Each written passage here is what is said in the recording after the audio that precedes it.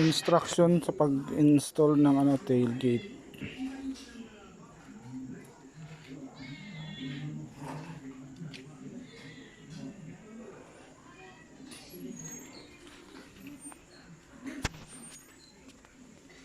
Yung kulay itim,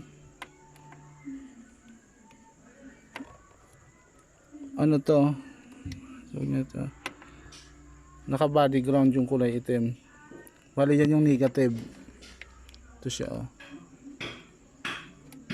Tapos yung kulay pula na kinabit ko sa taillight. Taillight siya para kapag nag-unang taillight, mabubuhay na yung live niya. Ito yung taillight. Ito siya. Tapos yung kulay puti na wire papunta sa brake light. Yung brake light, dalawang linya yan. Isang positive, isang negative. Ikakabit mo siya sa positive para pag nagpipreno, ilaw yung kulay pula. Ito yung linya na to. Ito yung taillight.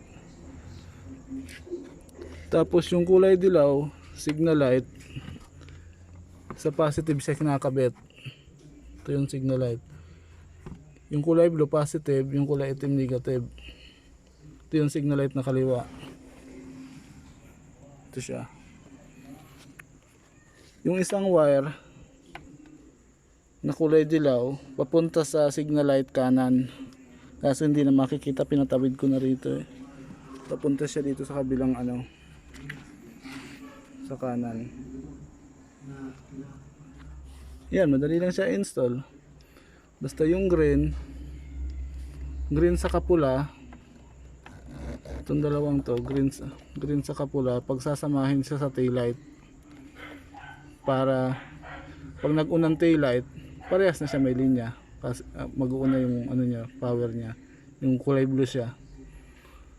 Tapos yung puti, brake light.